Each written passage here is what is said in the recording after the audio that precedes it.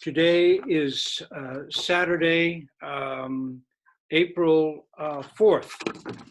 And this morning, we will take a look at the birth of the Buddha, which happens traditionally in Mahayana countries on April 8th, which is coming up, obviously, very soon.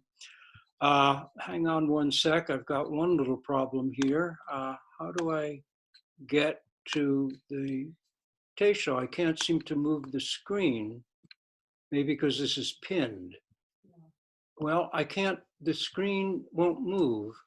So I know, exit full screen. Let's see if that does anything. And let's see, yes, now I can get to the Teisho. Okay, so good. So traditionally, April 8th is the date of the, on the Mahayana calendar, of the Buddha's birth. And since our Saturday is close enough, we'll use this to explore this from a Zen perspective.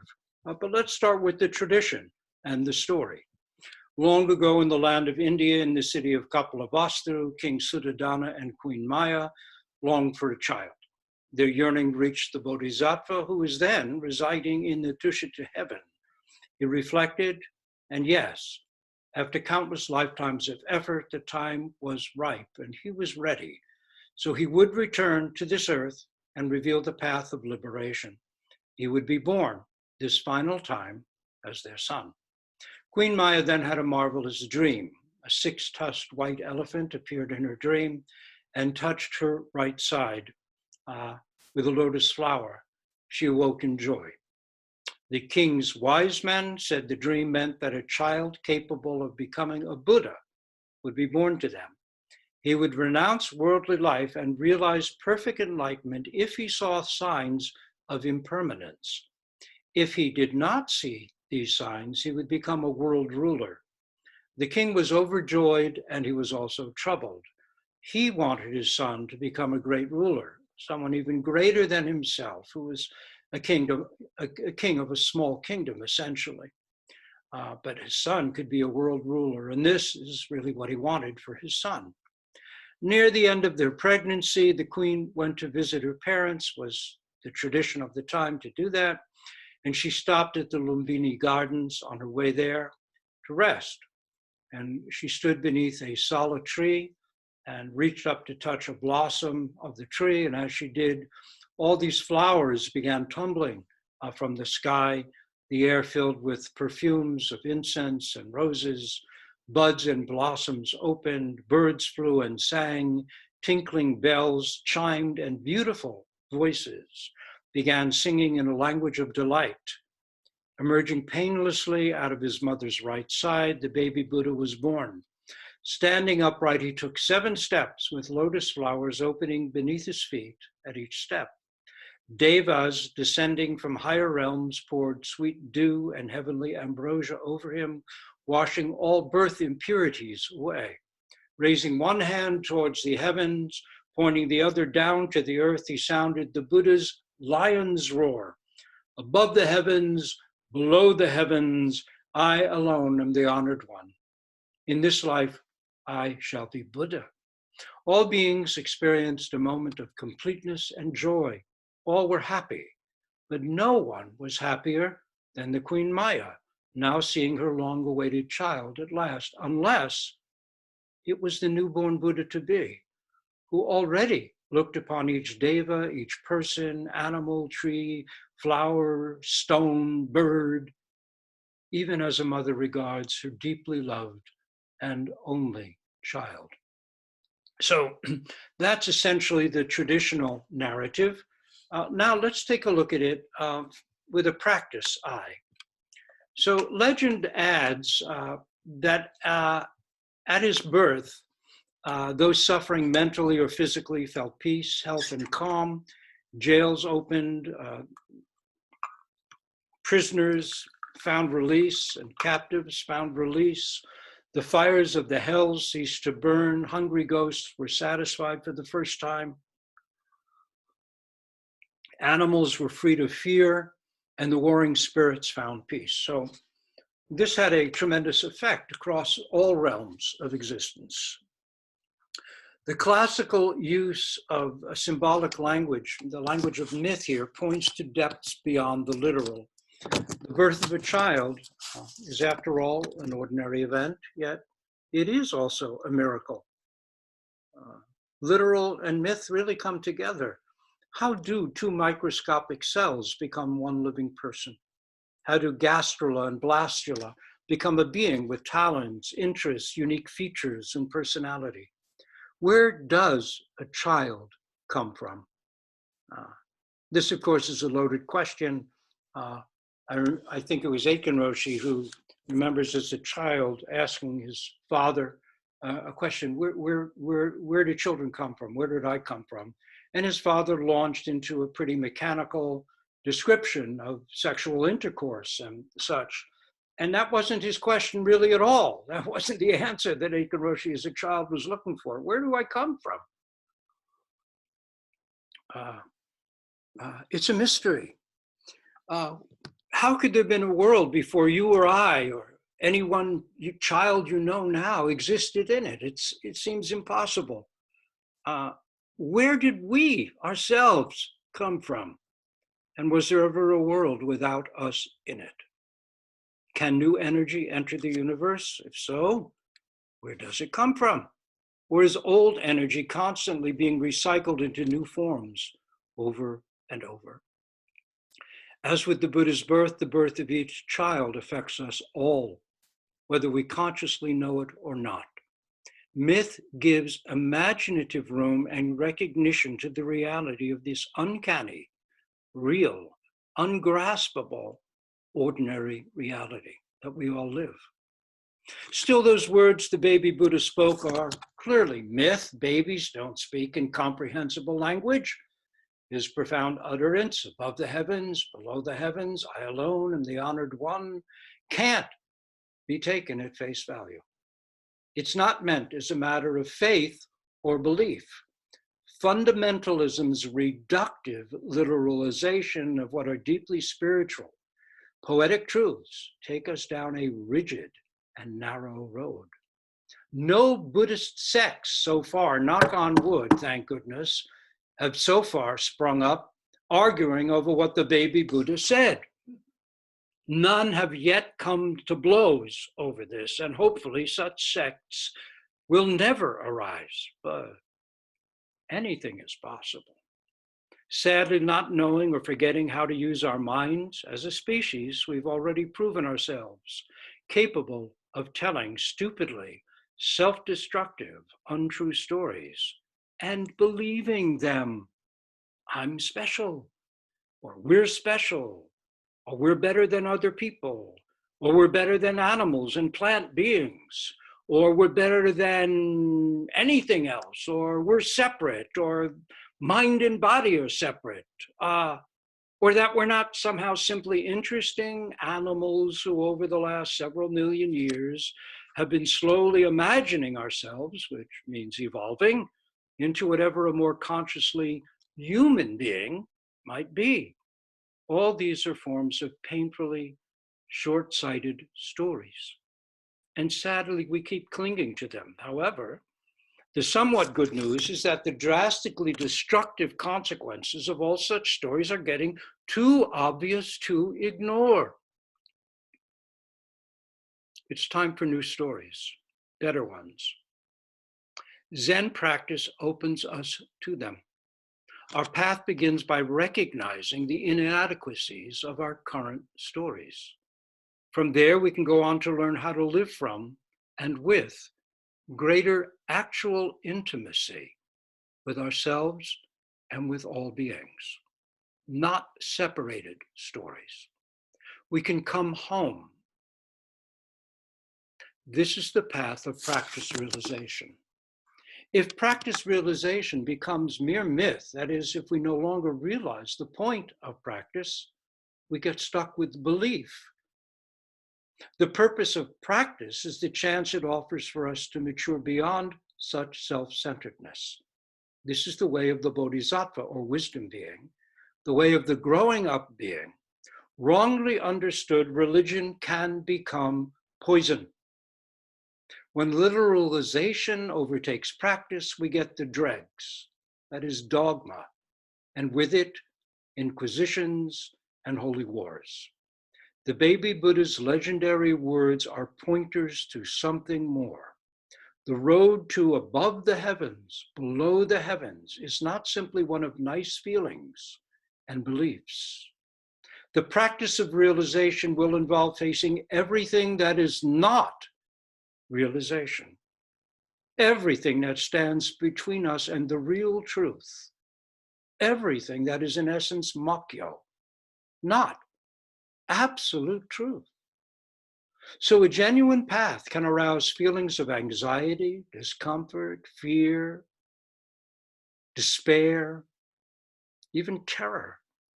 Yet in the end, if we stick with it, breathe into it, stay with or return to the breath, the count, the koan, the fully absorbed sitting, we will find, each to our own degree, the genuine intimacy of above the heavens, below the heavens, where there is no other. This intimately selfless self covers everywhere and everything. What other are we talking about? Case 18 of Hekigan-roku, or Blue Cliff Record. In it, the emperor asks the national teacher for instruction. The national teacher, who is near the end of his life, is not able to bring the emperor to understanding. He says that the emperor, when he is passed on, should ask his student and heir to clarify it. So after the national teacher has passed on, the emperor summons the heir named Tonwan, not Danwan, but Tonwan, or Tongan in Japanese, and asks him about it.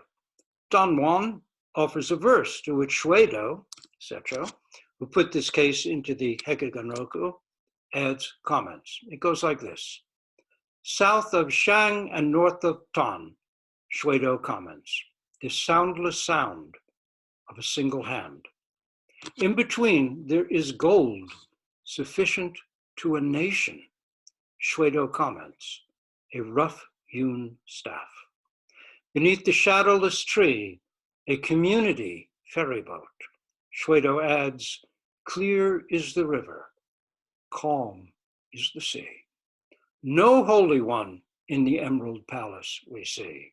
Shuedo comments, all is finished. Ah, this soundless sound of a single hand. Here's where Hakuin drew the source of what has become one of our initial first gate koans. What is the sound of a single hand? Non-duality means the world is no longer simply seen relatively. That is, things no longer just seen in relation to other things. Each thing then can be seen as it is, itself, which does not destroy its relative value. In the so-called relative world, things are understood only in relation to one another. But when things are seen as fully themselves without comparison, how can there be high or low, up or down, big or little? The mountain is just this mountain. The river is just this river. Oh, so high. Oh, so flowing. Each overwhelmingly itself. At such moments, the relative world of time and space, the passage of time and the space of distance fades, and the underlying always present ground becomes clear. This fading of the relative world does not mean we enter a mush of undifferentiated oneness like some spiritual mayonnaise glopping underneath everything. Rather, each thing is more itself than ever, distinct and clear, yet no longer separate from the centerless center that is us. The 10,000 things step in, confirming the self, is how Dogen puts it. Each thing is detailed, complete, intimate, not abstract, distant, or generic. The veins of this leaf, the edge of this stone, the whirl of this dust, the head of this nail sticking out of this worn plank. What is there to compare any of these two? Whatever anxieties we experience on the way of the path of practice to such intimacy are good signs that something more than what we're used to, something vivid and real, lies ahead. We're not just aiming for calm minds. That's a good beginning to practice and a helpful one, but a prison break takes work, thought, and guts. The path of practice realization can at times be like a stroll in warm sunlight after a long winter, delicious and refreshing. But it can also be a battle with dragons in a labyrinth hedged with thorns. And that's okay. There's something exhilarating and satisfying in a challenge that demands our all, something that the mere calm of genteel belief, even good Buddhist belief, can't touch. How do we truly step beyond? How do we step into what truly is, has always been, and realize it as our own face, before our parents were even born, our own body? There's a koan that, I think it's the verse or the comment, or maybe it's part of the case itself, to step from the top of a 100-foot pole. With that step, you realize the entire world is your whole body. This is the birth of the Buddha. This is when, above the heavens, below the heavens, says it all. There is a way, and its secret is simply persistent and dedicated practice.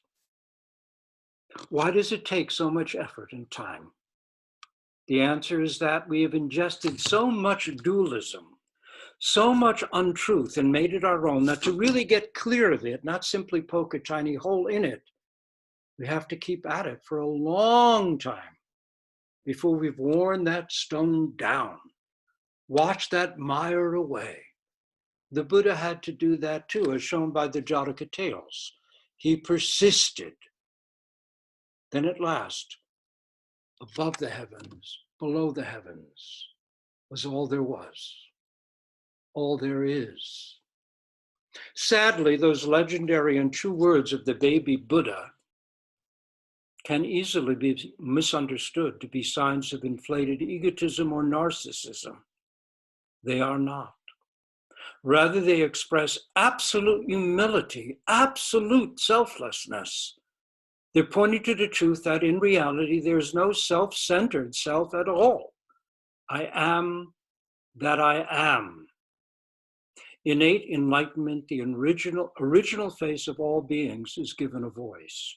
Right at the start, the mythos proclaims the Buddha already revealed at birth the essence of truth. Then he would grow up, and as a bewildered adult, heartsick with his firsthand experience of the inescapable realities, old age, sickness, and death, he would have to struggle to fully and consciously realize and then teach what he already knew. At birth, there's a Jewish legend that says every child in the womb knows all truth. Then at birth, an angel touches the child's upper lip, hence that little depression there beneath the nose. That's the mark of the angel's finger. And the child forgets it all. Our life then entails the work of remembering what we once all knew. Right recollection is one of the markers of the Eightfold Path. The Buddha's birth is inexplicable. The legend is an attempt to make sense of a mystery. Making it into something miraculous has an edge of truth. Where does such a person come from? Someone who is the first to do something that's never been done and whose efforts ultimately influence for the good millions of lives. Actually, Buddhist legend says that there have been previous Buddhas in previous world ages on this very earth. Our ancestral line goes back 7 past Buddhas, starting with the Vipassana Buddha, honored one, Dai Osho. But the introduction to the Pali Jataka, a separate work in its own right that opens with the Bodhisattva meeting the Buddha Dipankara in a previous world age, presents a list of 27 Buddhas prior to the Buddha Shakyamuni, the Buddha of our world age.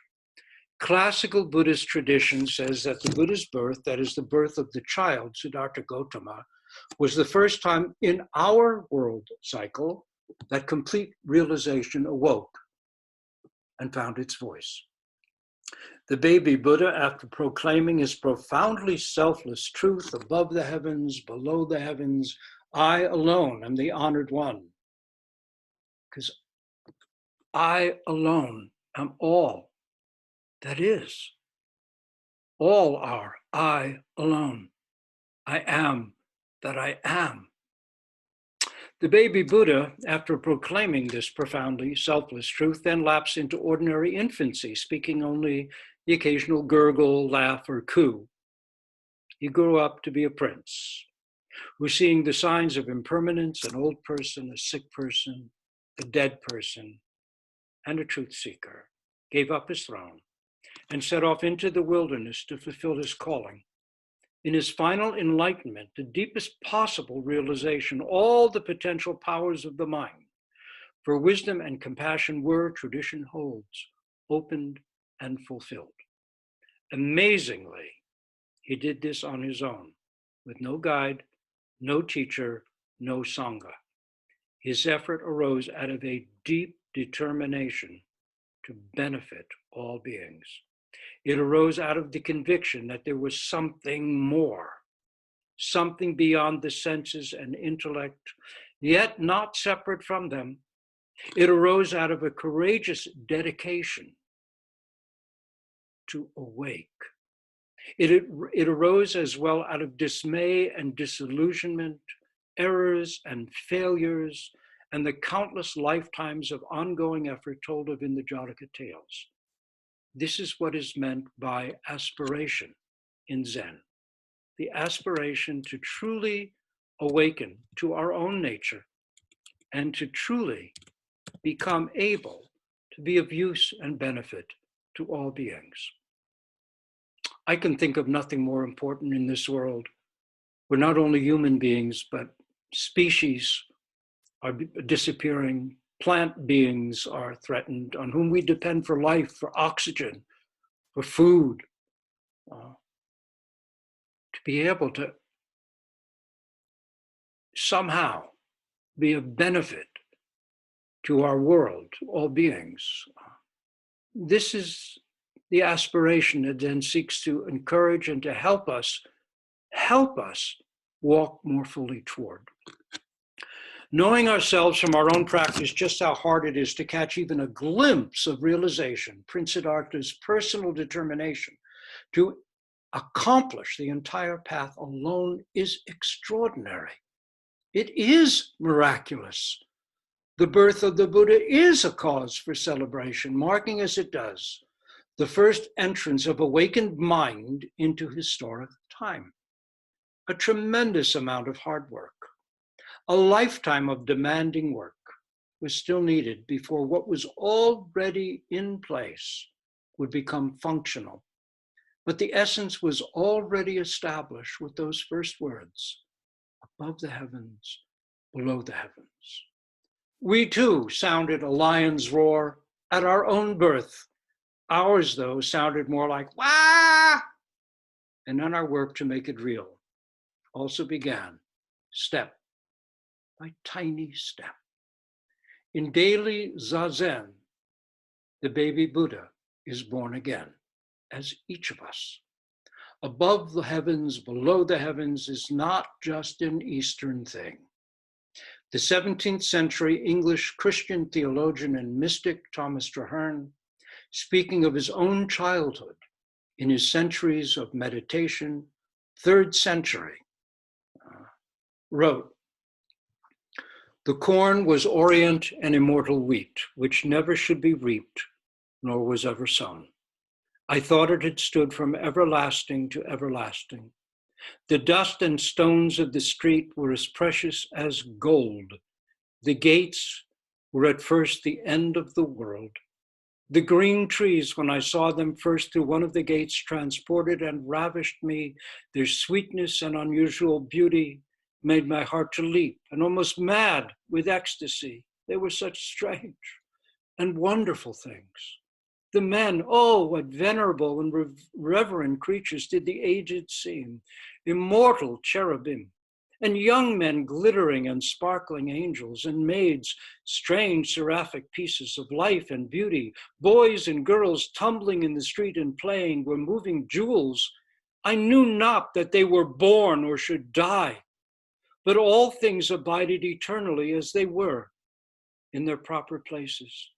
Eternity was manifest in the light of the day, and something infinite behind everything appeared, which talked with my expectation and moved my desire. The city seemed to stand in Eden or to be built in heaven. The streets were mine.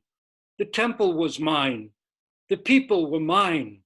Their clothes and gold and silver were mine, as much as their sparkling eyes, fair skins, and ruddy faces. The skies were mine, and so were the sun and moon and stars, and all the world was mine. And I, the only spectator and enjoyer of it.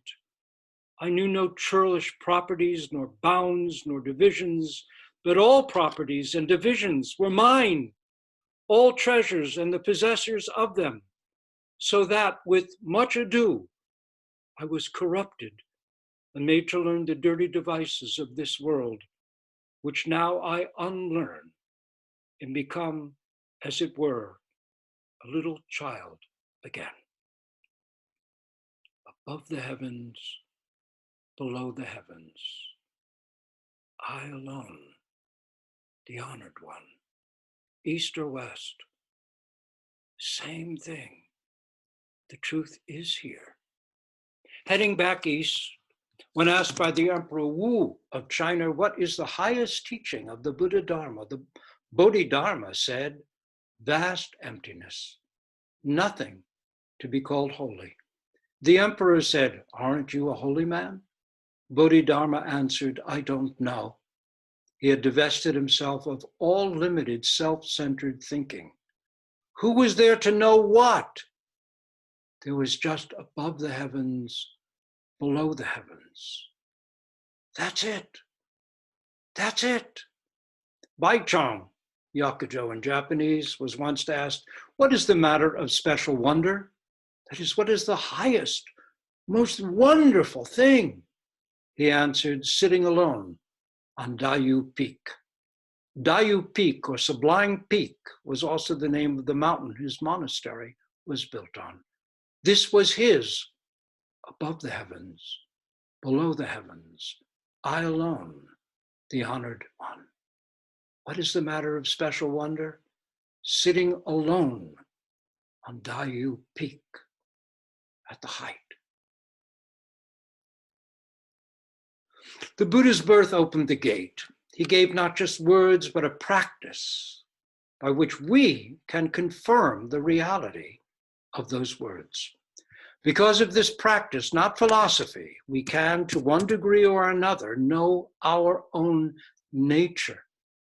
We can touch base, and through realized practice or maturing and ongoing realizing, growing up practice, find a way to live with greater peace and dignity, even now, even these days.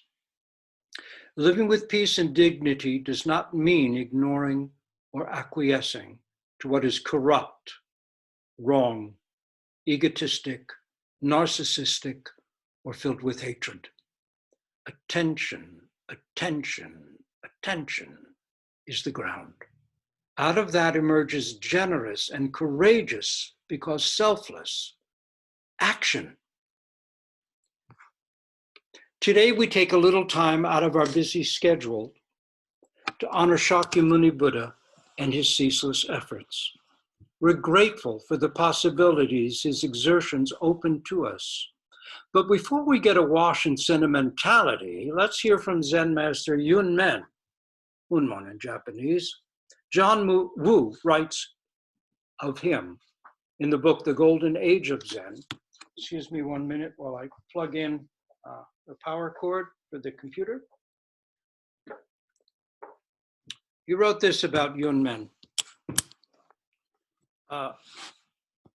Yunmen is a radical iconoclast. In one of his Teishos, he related the legend that the Buddha, immediately after his birth, with one hand pointing to heaven and the other pointing to earth, walked around in 7 steps, looked at the 4 quarters, and declared, "Above the heavens, below the heavens, I alone am the honored one." After relating the story, Yunmen said, "If I were a witness of this scene, I would have knocked him to death at a single stroke and given his flesh to dogs for food. This would have been some contribution to the peace and harmony of the world." He's talking about this great statement of the Buddha, above the heavens, below the heavens. And he's saying, I would have knocked that baby Buddha to the ground and killed him with one stroke, then fed his flesh to the dogs. What is that? Roshi Kapleau loved this quote. This is Bodhidharma's I don't know in action. No understanding, no clinging even to a lovely mythos. Realize it, just it, absolutely. Just this incense smell, this gray carpet, this pain in the knee. We don't need fantastic legends and images to motivate us. When we rip up, throw away, devour our gilded iconographies, we find that the Buddha was a person who, deeply troubled by impermanence and deeply aspiring to be of benefit to all, put his life on the line to realize truth and open a path to it. Yunmen, 1,000 years ago, wanted us to awake, not remain trapped by signs and wonders. Yet even such a deconstructionist pointer can become a veil between ourselves and the real. The point is not to be reductive. It is not about ridding ourselves of poetry or erasing thoughts. The miraculous imagery of the legend actually makes its own valuable point. Zen adds, though, that it is a point to be realized, personally awoken to, not simply thought about, not simply believed, not simply cherished. Myth is a kind of language that suggests vast realities. It has been degraded in the vernacular to mean a kind of untruth. This grows out of the half-baked understanding that myth is not literal. Of course it's not, but that doesn't mean it's false. That's a failure to understand that myth, regarded properly, leads us to the door that Zen opens wide. All our Dharma ancestors, men and women who were troubled by impermanence and injustice, and yet had faith that there was something more, something beyond the intellect and senses, encourage us to keep going toward that door and then to go right through it. To do that, we have to continually let go of our own milestones and keep going. We have to let go of all understandings and keep going. Do not try to format the world to align with the insight of an initial realization. The way extends endlessly. Even Shakyamuni, the fully realized Buddha himself, Buddhist tradition says, is only halfway there. Yasutani Roshi put this in a dramatic context by stating that we fancy ourselves, we human beings, to be the crown of creation. Yet, from the Buddhist view, we're only halfway between an amoeba and a full Buddha. One day we will also, each to our own degree, sound the lion's roar and silently proclaim, above the heavens, below the heavens. We know why the Buddha was born when we can know why we ourselves were born. And while our roar may be more of a meow than a thunder, It is a start. And most importantly, it is our own. Our koan curriculum starts here with a typically slight insight, trusting the curriculum, the path left for us by our ancestors and by previous Buddhas. We go on. While Yunmen's response sounds harsh, it was his unique way of honoring the Buddha. It was also his way of teaching, of making sure that we would honor the Buddha with practice, realization, not mere belief. His words are an antidote to fundamentalism. Yet to imitate Yunmen and in his iconoclastic Zen can lead us astray. Harsh words, shouts and blows are not Zen. Imitated, they become poison, their own imitative fox spirit slobber of its own kind of fundamentalism. In our little ceremony in just a few minutes, we will honor the Buddha tenderly and traditionally, with respect for the mythic import of the legend. Raising a spoon of sweet tea, we'll pour it over our baby Buddha, repeating the action of those birth-attending gods, the shining devas, 2,500 years ago. We have another purpose as well. In washing the baby Buddha, we wash our own minds clear of greed, anger, and ignorance. This too is how a baby Buddha gets born. In 2016, when Rose and I, along with Sunyana Roshi and her students, visited Ensuji, the training temple of the wonderful Zen poet and Zen priest Ryokan, his date 758 to 1831. We found they had a baby Buddha, with one hand raised to the heavens, one pointed down to the earth, standing on the altar. Though we saw Buddhas in Japan as big as a house, glorious and golden, at Ryokan's place, the baby Buddha was about the same size as ours here, 8 inches or so. And it was even less impressive. Ours is carved wood. The one there was cast in dull black metal.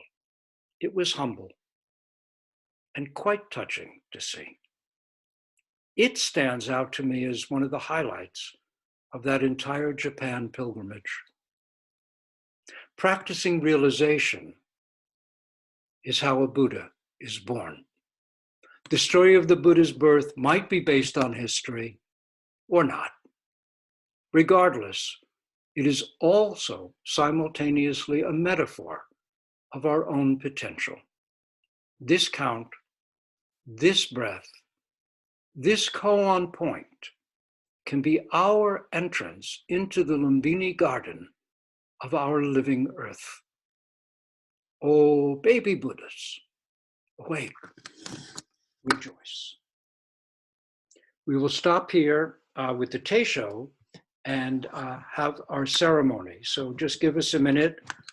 We will turn the computer around so you can see the altar, and then Rose and I will stand in as surrogates for everyone, and we will do a baby Buddha ceremony. So please join us for this. I'm going to pause the recording at this point, and so now we'll get to that. Okay.